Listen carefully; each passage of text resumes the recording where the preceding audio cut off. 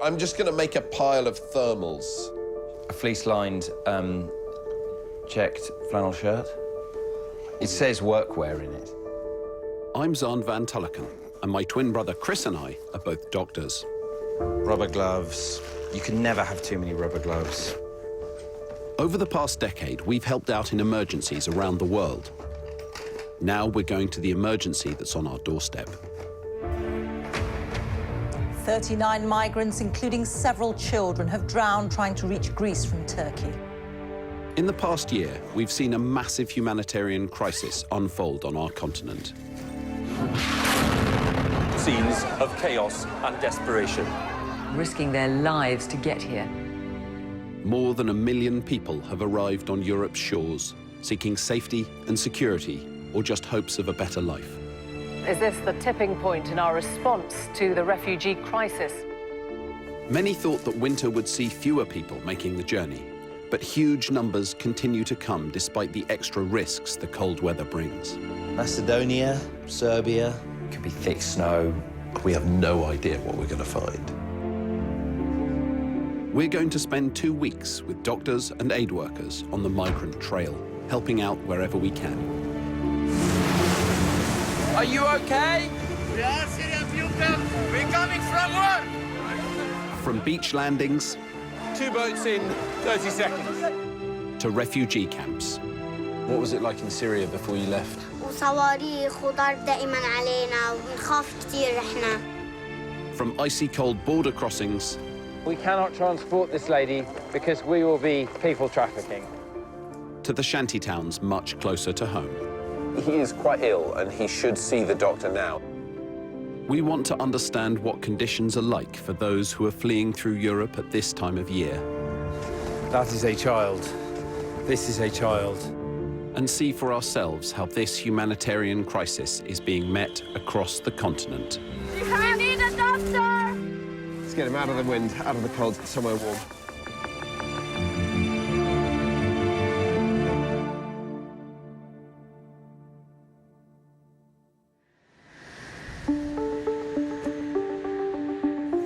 It's early January, and we've flown to the Greek island of Lesbos.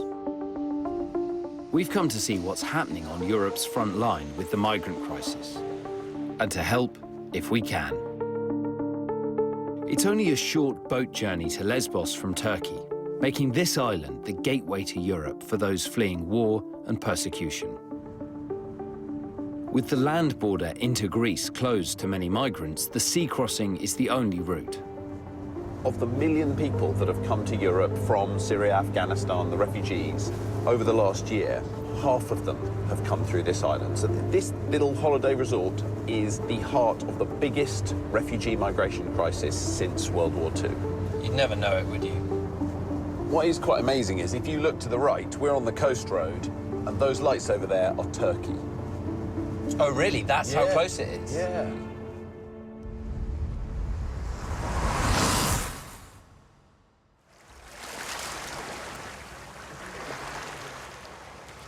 It's 6 a.m. I'm heading for one of the main landing sites for migrants. The sun is just about to come up, and this is kind of the time the boats normally arrive. They set off when it's still dark, and it's light by the time they get to Lesbos. What I'm doing now is just driving along the coast, looking to see if I can see any of the kind of army of volunteers that are keeping an eye out all night for boats. Oh, here we go.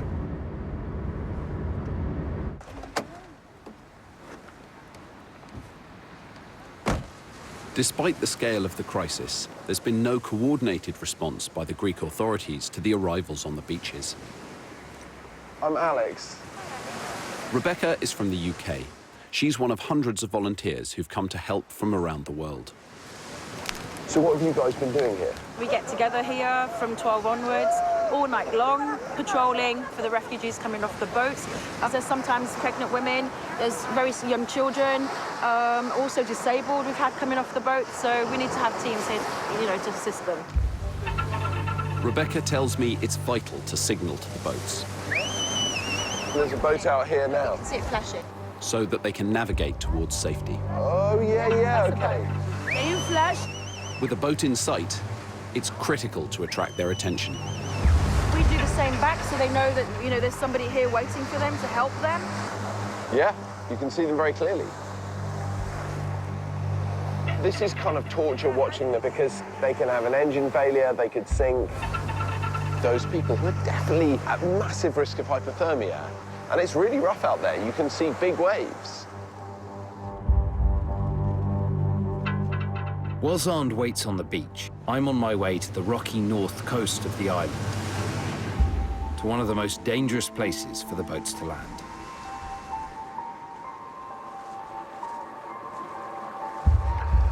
God. There's just boats, there's just rubber. You can see very clearly now why you do not want to land one of those boats here at night. Turkish smugglers make the migrants pilot their own boats, and all too often, they head for the lighthouse. There's another group of volunteers here. They show me the piles of life jackets sold to those making the crossing.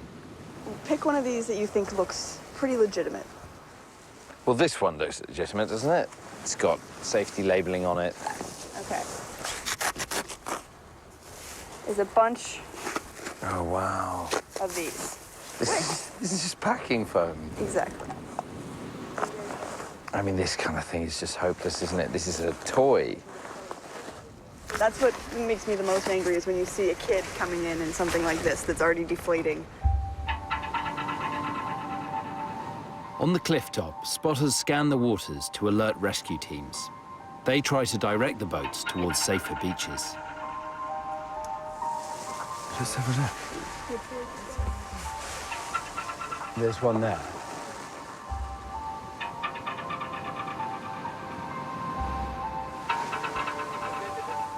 The first boat arrives, and we go to help in whatever way we can.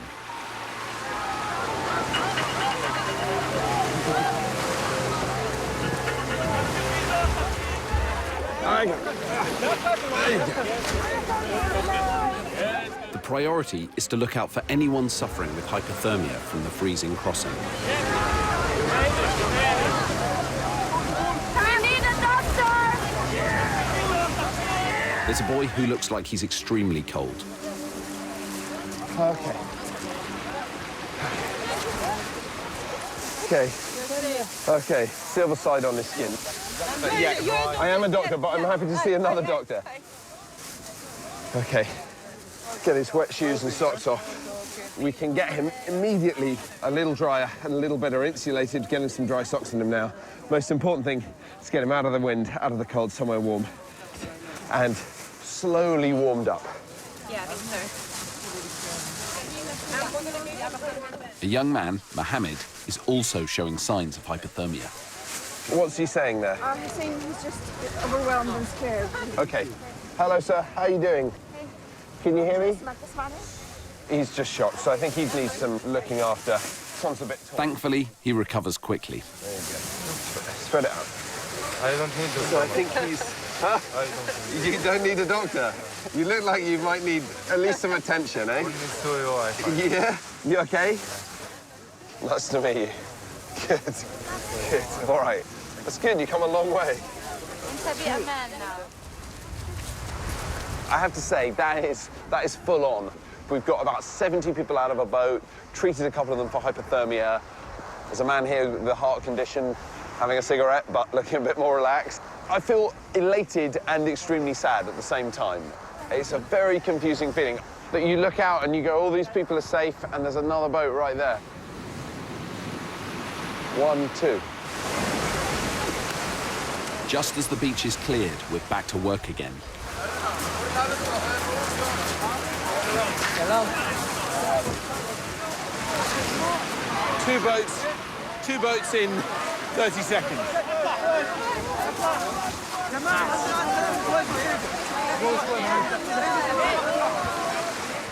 It's immediately clear that this boat has more vulnerable passengers. This lady's pregnant, she's got abdominal pain, she's got tummy pain, and someone who's just had an extremely stressful, traumatic, freezing cold boat journey. Okay, is she otherwise healthy? Very, very frightening for her, and she's with her husband. Obviously, you're worrying about the baby.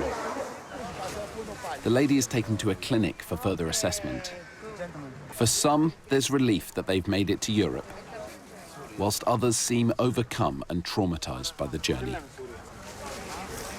Nearly all of these people are from Syria, Afghanistan or Iraq, as are 90% of the migrant arrivals on Lesbos. What's your name?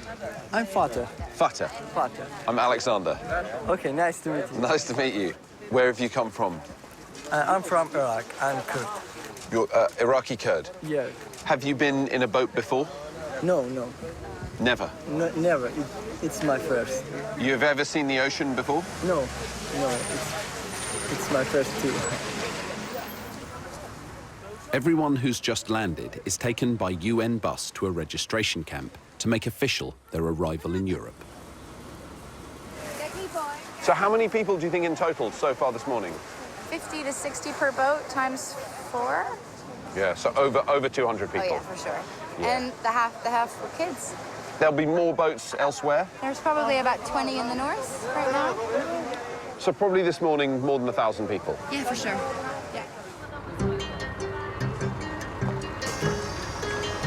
But not everyone who sets off from Turkey makes it to Lesbos without assistance. Boat number 5, definitely Turkish operators, over. Patrolling the waters are several crews of international lifeguards, as well as the official Greek Coast Guard. While Xand stays on land, I'm joining a team from Spain who've been here for 6 months. They've even brought their own boat with them.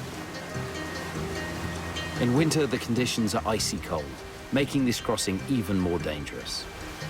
In January alone, there were 218 deaths on the route. Those numbers would be far greater if it wasn't for the work of lifeguards like Gerard. What's the biggest number you guys have helped in one day? At the end of the summer, some days we have up to 80 boats, 100 boats some days. So that might be like 5,000 people in one day. Yeah, 5,000 people. There is a boat coming in 1 mile to west and it's heading to Yogi Beach, over. There's a boat that's potentially in trouble. But we have to be very careful not to stray outside of Greek waters, or we could be arrested by the Turkish authorities. We're about 50 meters from the Turkish border in the sea. And we can just see maybe, 500 meters, a kilometer there. A very small boat with a very large number of people in it. But if their engine fails now, we can't go help them. It's mad.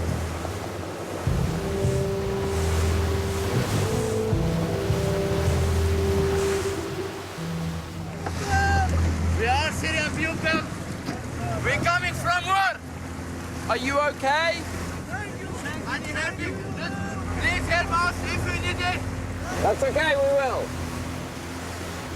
And these boats are just terrible. The front of that boat is almost underwater.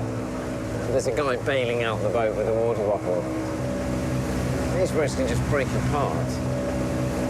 If I wanted to buy that boat, it's a few hundred euros, isn't it? 700 euros. And the engine is what, another 500, something like that? Each person in that boat has paid at least 1,000 euros, maybe more. This group has been lucky. The conditions for the crossing have been good. Their engine has held out, and they've made it to safety under the watch of the Spanish lifeguards. We head back out to sea, and within minutes, we're alerted to a boat in trouble.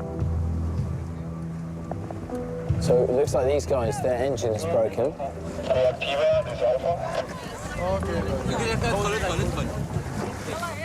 The boat's taken on too much water. It could sink in minutes, so it's a race against time to transfer the passengers. We need to control the crowd or the boat could capsize. Okay. But take this one.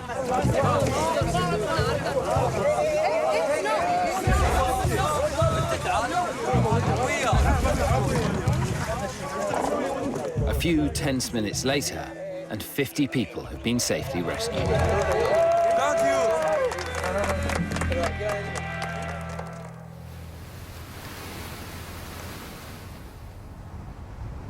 While Chris is out at sea, I'm heading inland to the Greek-run registration camp to visit a medical clinic that treats new arrivals to the island.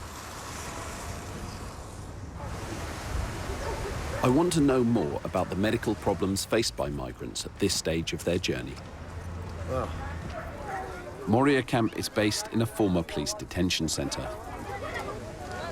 It's here where migrants have to formally register their arrival in Greece. They can't move on until they receive documentation. It feels like a very sad place. That's my first impression.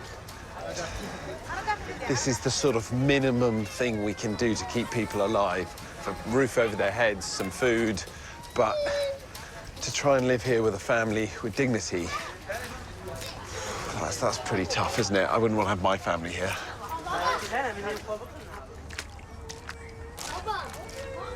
One of the clinics at the camp is run by charity MSF. On duty today is Nora, an Arabic-speaking GP from London. Salam, habibi. For most migrants, this is their first chance to see a doctor in many weeks. There's no problem in your lungs, okay? All you need today is paracetamol.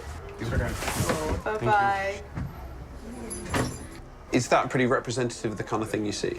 Yeah, so the majority of what we've been seeing here has been respiratory tract infections, so colds, chest infections, so much frostbite at the moment as well, because they're walking from Afghanistan through the mountains into Iran. It's snowing there, and we're seeing frostbite. Oh, God, we're seeing people standing on sea urchins and coming in with hundreds of spikes in their foot. I mean, you never get those two things in the same clinic, No, right? Like sea urchins and frostbite never go together. Exactly. Wow. So we're seeing a big variety. Lots of psychological problems. Really? A huge number of psychological problems. Lots of people who've just lost their medication. So we see blood sugar levels that are higher than I've ever seen in my life. One of the youngest patients today is 5-year-old Ibrahim from Syria, who's arrived with his mum and has a painful foot condition. This is absolutely classic trench foot, and infection just gets into that so easily. It's very painful, and it means this little boy can't use his feet. And I mean, if you imagine traveling anywhere with a kid who can't walk, it's much, much harder to get around with. Trench foot is soft tissue damage caused by standing in cold water for long periods. Oh, you don't want to touch your feet, so hold them. Is that better? Yeah? Ibrahim has a condition that's rarely been seen in Britain since the First World War. Good job. You're okay. You're okay. They arrived 2 days ago from Syria. None of this happened from the dinghy. This all happened from the rain yesterday. And because it rained so much, they were sleeping out here. He's got this today. We've caught it early, so the treatment is straightforward. Clean, dry socks and some paracetamol. He should be walking again in a couple of days. Okay, habibi. Okay, my salama. Thank you. One of the more vulnerable patients today is Cameron, an elderly Iraqi man. He's traumatized by walking because the shoes are destroyed and his sight is reduced. He can't see. Okay. He seems to be very visually impaired. Yes, he is. As far as I can see, he's got quite severe cataracts. It looks like the problem is that his feet have been injured because of his journey and because his shoes are destroyed. His feet are absolutely freezing. His nail is completely smashed up. And because he's diabetic, of course, now we're even more worried with the open cuts on the feet that he'll get infected. Ooh, what's happened here?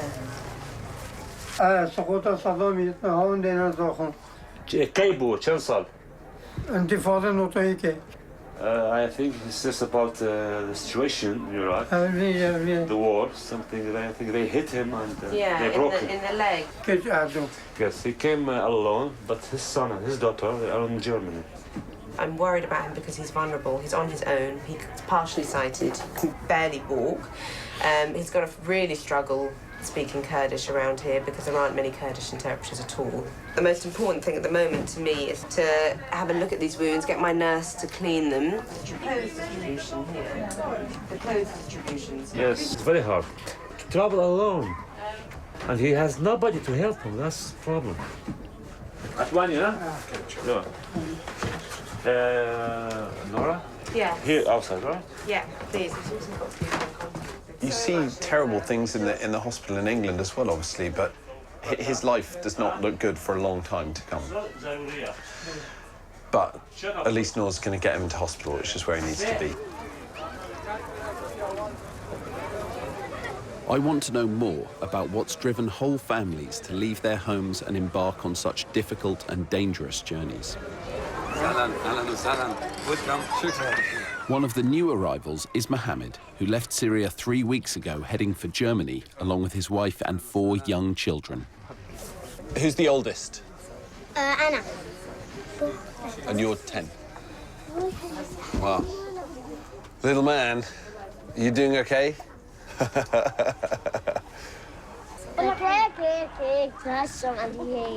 يعني أنا استنتجت بضمن هذه الحصار 4 سنين إنه الأطفال ما لهم مستقبل، حتى نحن ما لنا مستقبل.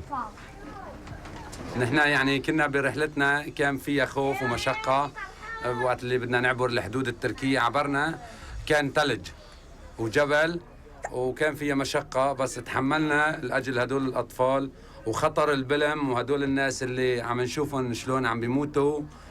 الله سبحانه وتعالى هي اللي وصلتنا على بر الأمان. شو اسمك؟ Emne. Emne. I'm Alex. Welcome. Welcome to you. What was it like in Syria before you left? ما حلو أبداً وصواريخ وضرب دائماً علينا ونخاف كتير إحنا ونبكي وننزل تحت عند بيت عمي مثل هذا ويصيروا الصواريخ يطبوا ونخاف كتير. And what do you think is going to be the best thing about being in Germany? المدرسة والتعليم وكل شيء. كل شيء حلو في ألمانيا. بدي أصير دكتورة مثلكم. Like me. Whoa! Emna shows me what possessions she's brought with her from home. How much is this? 25 25. ليرة سورة. What could you buy with this? كيس بطاطا واحد. Do you have anything else from Syria? No. No. بس.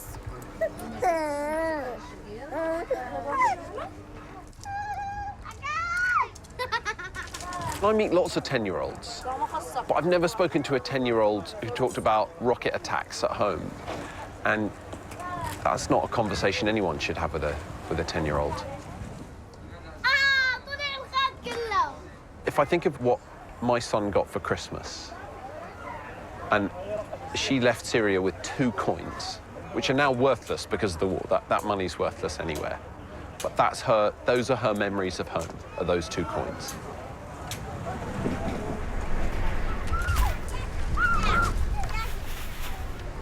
In January this year, more than 30,000 people made the dangerous crossing to Lesbos.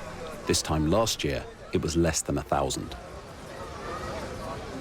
The humanitarian response here seems at times chaotic, but the volunteers and the Greek authorities are doing their best to manage a complex and ever-changing situation.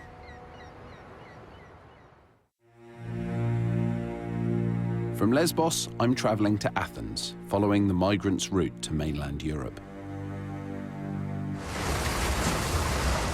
It's 6 in the morning.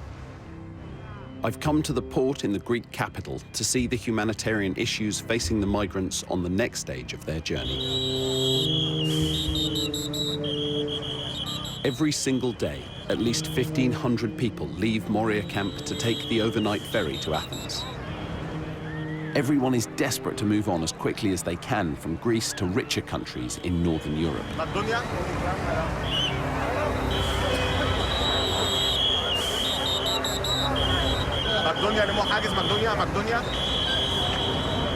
Everyone's blowing whistles and trying to get people on buses to the border. You get the sense people here are really vulnerable to being exploited. Everyone looks a bit bewildered. It's early in the morning, it's freezing cold, and there's a lot of people shouting at them to get on different buses. Whether they're legitimate bus companies or smugglers, I can't tell. One thing there isn't here is medical help. They are moving quickly to the buses to get to the border, and you really get a sense if any of them have got medical problems, they are not going to be pausing here. They're not stopping. Their priority is not their health. Their priority is getting to the rest of Europe.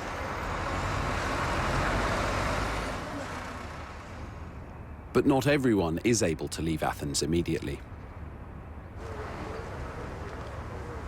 Tucked away down a side street is a camp that's home to hundreds of the most vulnerable of Europe's new arrivals. A clinic here provides healthcare to migrants who are stuck in limbo in Athens. Dr. Katerina wants to introduce me to one of her patients, who has overcome huge challenges to flee to a better life. Where is he? Oh, is it? Yes. 29-year-old Kasai is from Syria. Very nice to meet you. I'm Alex. Nice to meet you. So you have quite a good view of everything that happens. Yeah, me, I should see everything from here.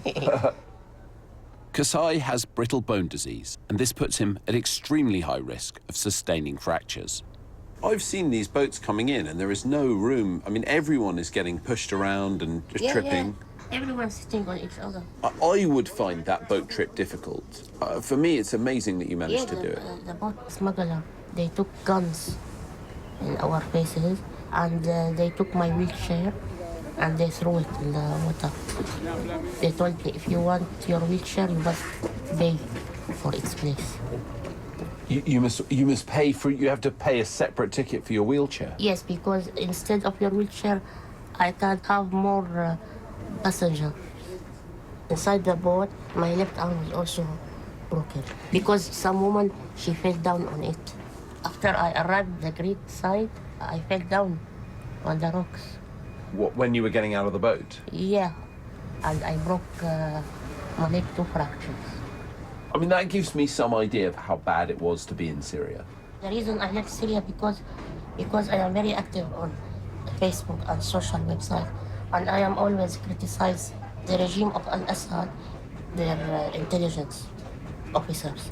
They told me, if you will not be silent, we can send you some people to break all your bones. Wow. And you can be then silent. And I was very scared. But at the same time, I am really proud of myself. I want to take my opportunity. Maybe I will make it or not. And I don't have a problem with that. It's amazing. Really, you've made my day. It's completely amazing.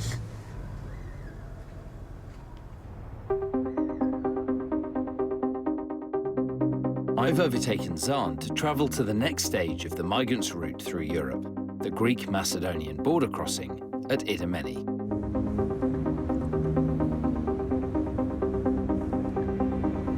Aid tents, UNHCR, railway tracks, razor wire, and a big old queue of people there.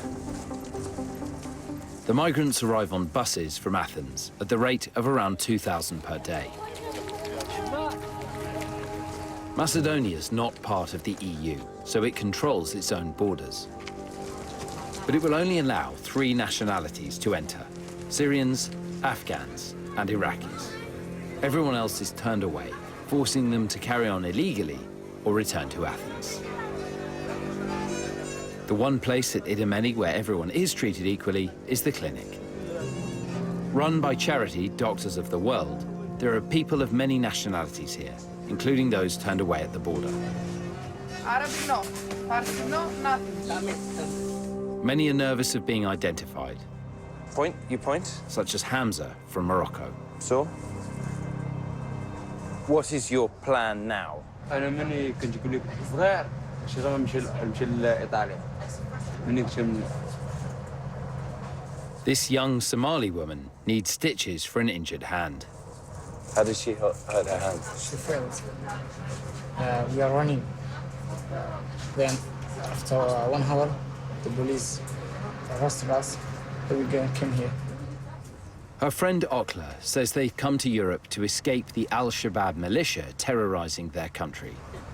There are troops, you know, there's fire, enemies. They killed a teenager like me. They said, I will kill you if you don't come with us. Now what will you do? If I cross the border, I would like to go to Sweden. I want to start a new life with education. How much money have you spent coming from Somalia to here? Here, we spent 5,000 euro. Do you hope you will get to Sweden? Inshallah. Inshallah. Yeah.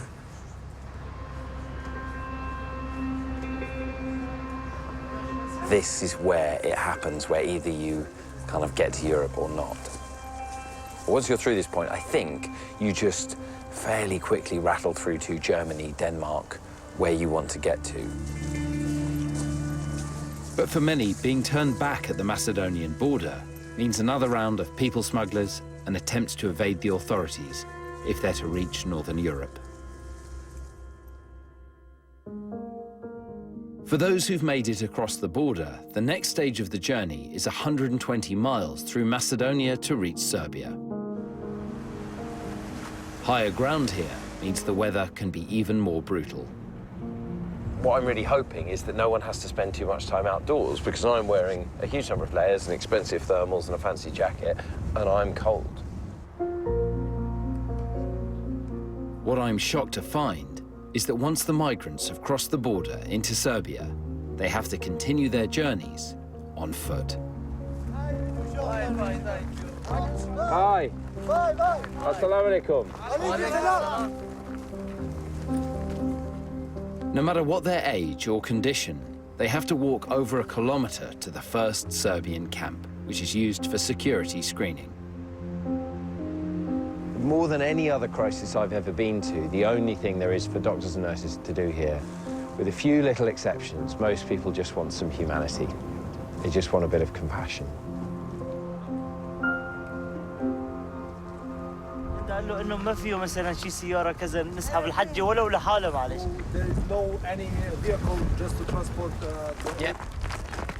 We have a vehicle. We have a jeep there, and we cannot transport this lady because we will be people trafficking. All I can do is walk with her to the Serbian checkpoint. أرجو أن تقولوا دكتور نحن نشكركم جزيل الشكر. Once they pass through the first checkpoint, the young, the old, and the infirm are taken by minibus 3 kilometers to another set of security checks. The rest have to walk those 3 kilometers in sub-zero temperatures and driving snow. But as night draws in and more arrive at the border, it's clear that there aren't enough minibuses. So that's a van for the children and the disabled people, but having said that, that is a child. This is a child. This is my child. Assalamu alaikum. I walk because there are no many cars. There's no cars, yeah. You know where you're going? Yeah, I know. Okay. I'm freezing. This is unbelievable. This border crossing is a microcosm of the whole response, where it's like, well, we'll help, but not much. We'll put on a bus for some of the way, but we'll also make you walk in the snow. But some of you can have a bus and a hot cup of tea, and we'll kind of be a bit nice, but not very, very nice.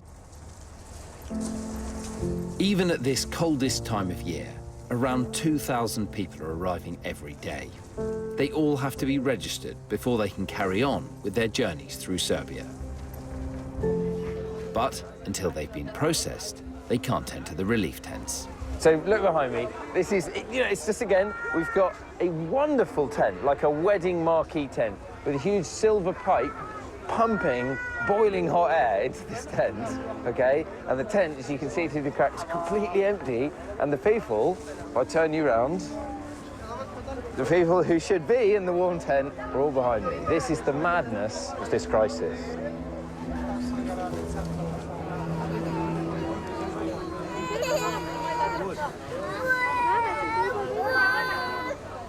So how are you feeling? I'm tired. You're tired? Very, very, very tough job. So where are you trying to go? I hope to reach Norway. Norway? Okay. So you're getting used to the cold for Norway? Yeah, he's full in the ice. three times. So who are you running away from, ISIS or Assad? Both. You're stuck in the middle. Because Assad is like ISIS. He's killing us. Are you happy? How do you feel that you left? You happy? You sad? You don't know? Yes. Yes and no in the same. Maybe yes and no together. Okay. Having queued to get their papers checked yet again, it's only when they get inside the camp that people can get a hot cup of tea, some food, and dry clothes if they need them. If it wasn't for the volunteers, I'm not sure any of this would be here. There's also a medical clinic run by an Israeli charity. What's this baby's name? Leia.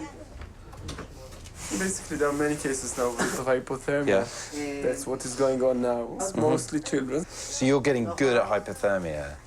Because people are queuing for an hour and a half before registration with their babies. Yes, I'm quite surprised to see that we don't expose to more severe cases of hypothermia. How cold was this baby? It was 32. 32? I mean, 32 is cold. Yes. Put it this way, I have never seen a baby in the UK with the body temperature of 32. I've never seen it. Yes, no, me neither. You know, it would be an emergency in the hospital. Yes. You can see he was improving. And this is a very happy, warm baby now. Yes.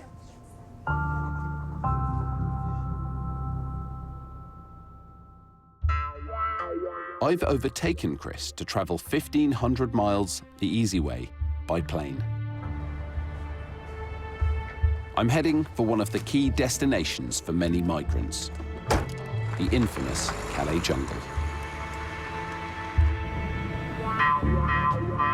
This is a place where people have ended up. It may not be what they want to be their final destination, but I think people are kind of getting stuck here. And so I'm expecting we're going to see maybe quite different medical problems. I don't know exactly what, but living in a camp is very different to being on the move. I feel quite nervous as we get closer to the jungle, thinking, what are we going to find there?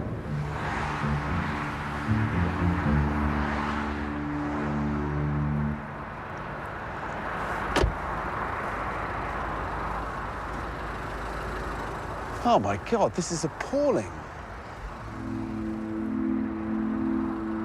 You cannot imagine that we're in Northern Europe. It doesn't look like anyone should live here at all. There's estimated to be around 5,000 people here, and everyone wants to get to the UK, either because of family ties or because they believe Britain is the best place in Europe to make a new life.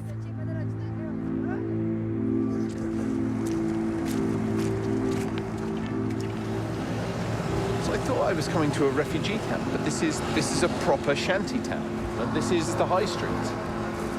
There's restaurants, there's shops, there's a hairdresser, and then in the background, you've got the Western world.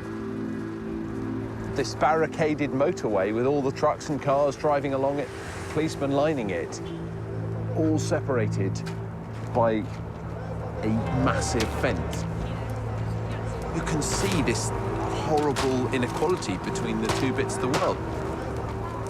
What it must be like to turn up, having come all the way from Syria, and end up here. And you must be wondering what on earth you've done.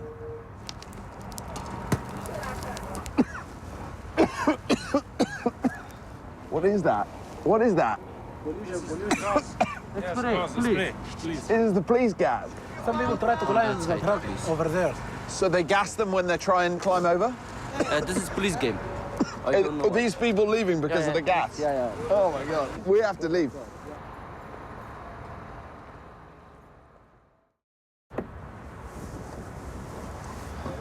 The following morning, I've returned to the jungle.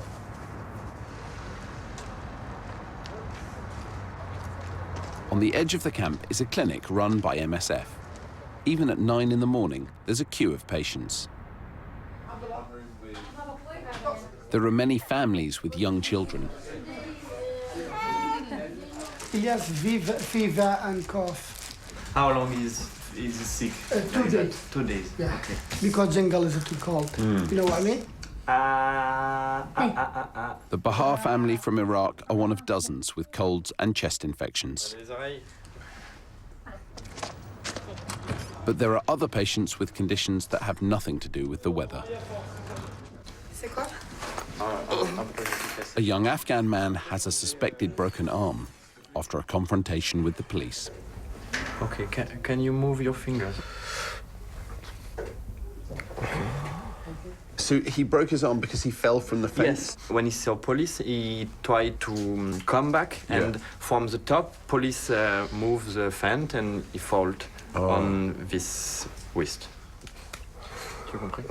You don't know until he's had an X-ray. He can certainly move his fingers and his hand is warm, so it hasn't interrupted the blood supply or the nerves. But still, this can be a very big problem. He may need surgery, and if he has surgery, that will be very complicated because he's living in the jungle. Is this uncommon to see broken bones from the police? I don't know, 4 or 5 each weeks. Really? Yeah. Because of the severity of the injury, MSF is able to send him to the local hospital for treatment. What will you do? When your bones heal, will you try again to go to London? Yeah. Again? Yes. Tomorrow, after tomorrow, this, okay. Ready this, I'm after try. Bonjour. It's complicated, isn't it? He's trying to get to England and he's fallen off the fence, but the police were shaking the fence. It's kind of a self-inflicted injury, but he's in a really difficult situation. I mean, medically, I'd say you're crazy. Don't try and go anywhere with a broken arm. But for his life, it's not much of a life here.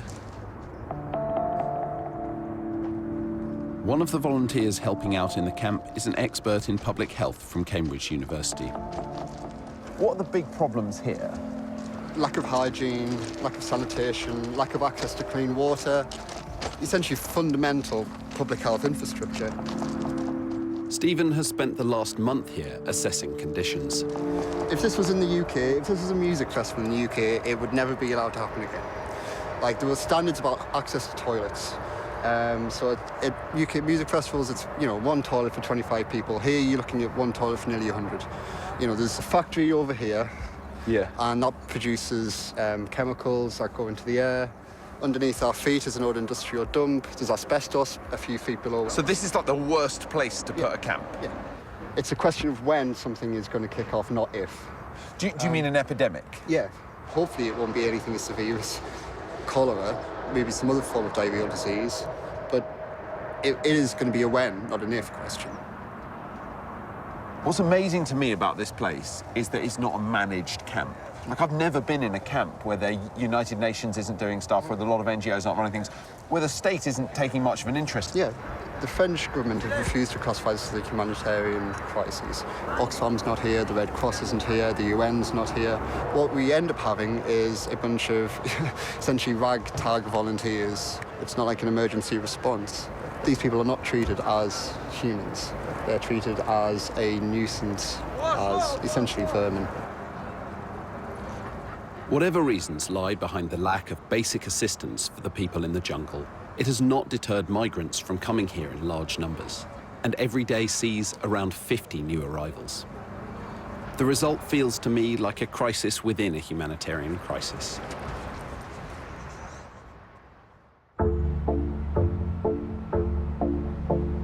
The majority of migrants are not heading to Britain and don't end up in the jungle. The favourite destination is Germany, where the response has been led by the authorities, not by volunteers. So it's a cold, grey day in Berlin. This city, which is smaller than London, has taken 80,000 people. Germany as a whole has taken 1 million people. So I want to see, how are they getting on? How are they faring? How are they being treated?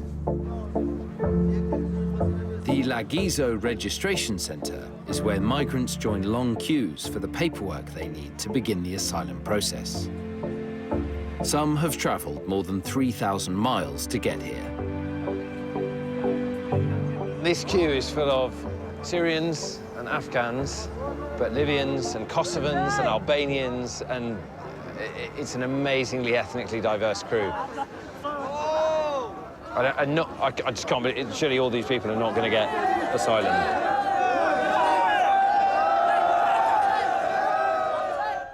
But no matter where they're from, until their status has been decided, there's help for everyone. This clinic has been established to treat common medical problems, but it also feeds migrants in greater need into the German hospital system. This is how the Germans are taking care of the refugees. Quite different to, the Greek-Macedonian border. I'm here to see Harry, a young Kurdish man from Iraq who's travelled across Europe in his wheelchair. How old were you when you broke your back? I think 8 years. 8 years ago. And before that, your legs worked? Yeah, your legs were fine, you were walking. Somebody shoot me down with my friend sitting car, shooting this car is accident. After broken my back, also my friend's dead. Okay. I come in here for new life. I come in for hope. Can you feel touch here? Yeah, I feel there. Feel this? I feel there. This? Yeah, I don't feel. Nothing here? Yeah, nothing here. Okay, so show me where the limit of feeling is. I feel there. I don't feel. I think for a long time, the best thing will be physical therapy. Well, I think in Germany there are very good physical therapists who can help a little bit. I think so, but and you have the strength here to be very good with wheelchair. You have that strength. It's a long time this. It's very unlikely that Harry will be able to walk again, but I feel confident that he'll flourish if he's allowed to stay here. Being in a wheelchair in Germany, possibly more than any other country on earth, there is a community that you can be a part of. He's not going to get his legs back, but I suspect that his life here is going to be a lot easier.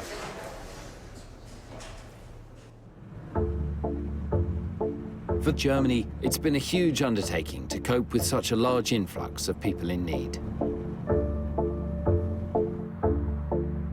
Places like this former airport, Tempelhof, have been converted into emergency shelters for thousands of recent arrivals.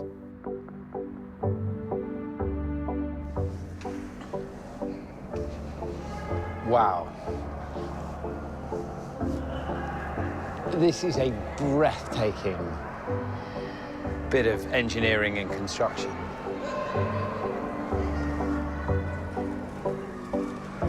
Qutayba came here from the Iraqi city of Ramadi after it fell to ISIS. At first, we're looking for peace. The next, I want to continue my studying. I'm studying medicine and general surgery. So I'm a doctor. That's very nice. Qutayba is one of what will soon be 7,000 people living in this converted airport. In a matter of months, the authorities have already managed to provide warm beds, hot meals, toilets, and showers for thousands of people. We go by buses. So you get a bus to go and have a shower? Yeah. And where's the shower? The end of this building. Oh, wow! It's a very famous building. Yeah. Built by Hitler's chief architect. We are lucky. We visit this historical place for free. You're a very optimistic person, I think. I can't return back to my... You can't go back to Ramadi? No, I can't. It's destroyed. It's destroyed. You have to succeed here. Yeah, no way. I have to success or success. No way. The way the German authorities have handled the humanitarian crisis is undoubtedly impressive. These are the best conditions I've witnessed so far along the route. Some have argued that their generous response encourages more people to make the perilous journey. But I think Germany is simply responding in the most humane way possible. Back in France, I'm leaving Calais jungle to explore another destination for large numbers of migrants. It's a camp that's less well known and where there are fewer volunteers helping out. Across the road from a suburban French housing estate near Dunkirk is Europe's newest migrant camp that sprung up in just a few short months. immediately walking in, this doesn't even feel like a shanty town. This feels, I mean, this is just people sort of camping in the woods. I've been told that there are around 3,000 people here, mostly Kurdish, with lots of families. Medical charity Doctors of the World runs a makeshift clinic in the camp. Coordinator Florence has been here for the past 6 months. You go to the doctor? Yeah. You know, they're there. Yeah. Bye-bye. There's between 200 and 300 children younger than 10 years old.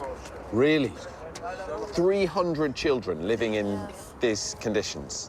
You can't imagine 300 children living in a place like this. This is not, no one should live here. I don't know, people are gonna stay in the spot where they think they're gonna get a better chance to get to England. It's not that they don't care, but they will not think about living condition because they always have that hope that tomorrow they will be in England. It's only gonna be for one more night. I thought Calais was the worst camp I've ever seen, but this is spectacularly worse. This place is a measure of how desperate people are to get to England. You have to go through this hellhole to get somewhere that you want to be. I've heard that there's a young child in the camp called Ariat who's not well. I want to see how he's getting on and what kind of conditions the family are living in. Nuruz is from the Kurdish part of Iraq. She has 6 children with her. How long have you been living in this shelter?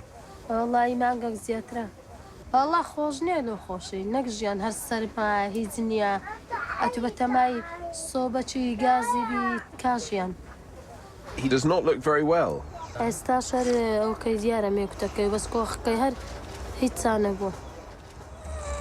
So he has a rash in his mouth. How long has he had the rash for? Is he eating okay? This is not good. My worry is it's not chickenpox, it's measles. Did he have his vaccinations when you were in Iraq? No. العراق أنا خوش صحي هي صحي هي أقدر كشكر أو يذكر تاي يذكر زور. He is quite ill and he should see the doctor now, and if there is a big problem they can get him to hospital. I'm happy to try and speak to the doctors in the clinic and see if we can do some other things for him. The family are sleeping in a makeshift home built out of 2 tents and bits of plastic sheeting. Okay, how many people? 5 people. And all the bedding is wet. Is the floor wet? Yes, I think everything is damp. Oh my goodness, and you can smell, it smells like an old bread bin. Oh.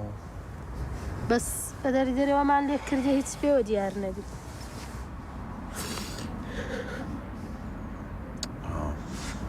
This is very hard to live like this, eh?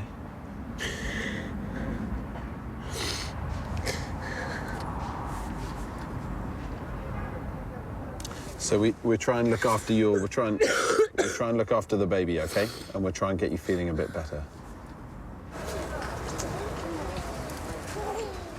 1-year-olds, their immune systems just don't work, and everything in that place is setting the kid up for severe illness, which is what I'm worried he's got. At the clinic, the doctor on duty doesn't take long to confirm my fears.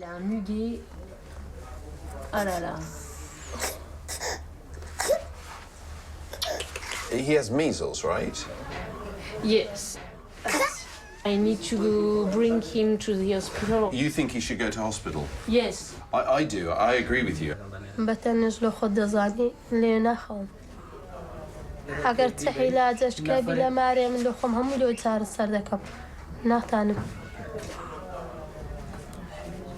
You know how to use that?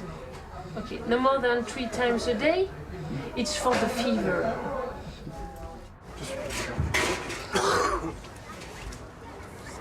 This is the worst thing I've seen on this entire journey.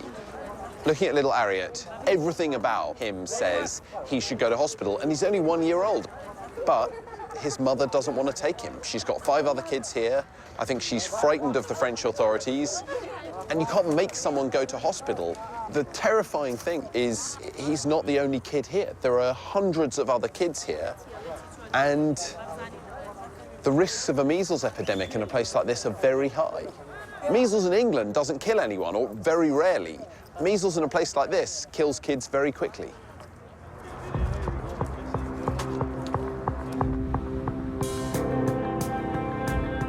After 2 weeks on the migrant trail, I'm travelling from Germany to France to pick up Xand before we head back to the UK.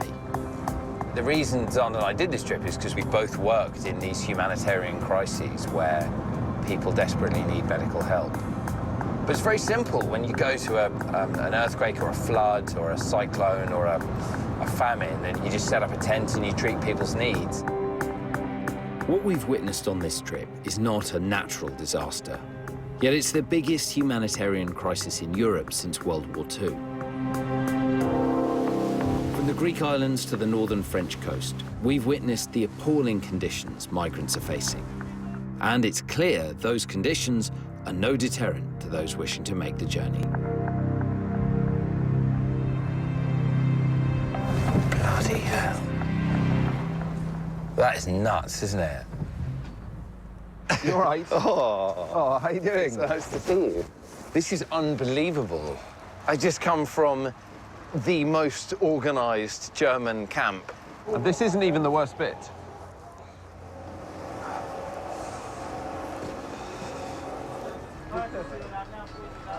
I have all this jumble of thoughts about my response to this. Like, how do you end up feeling about the whole crisis? To come and see all this as a doctor through a medical lens, you just go, oh, OK, I can see loads of health problems, but I know how to fix the health problems.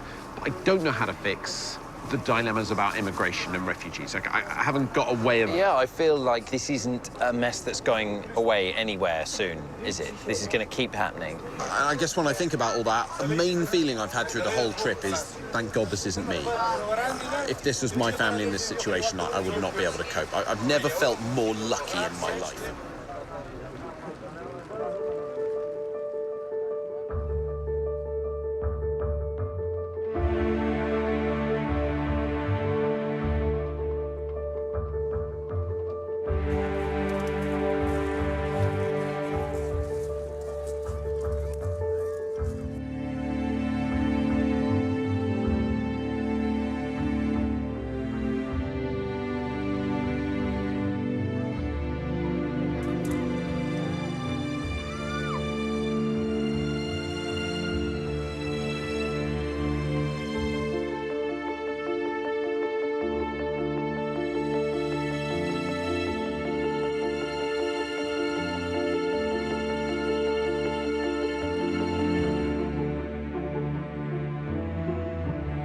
We'll explore the European migration situation from the point of view of Germany, Hungary and Sweden in BBC Radio 4's Europe, Strangers on My Doorstep. All episodes are available to download using the BBC iPlayer radio app.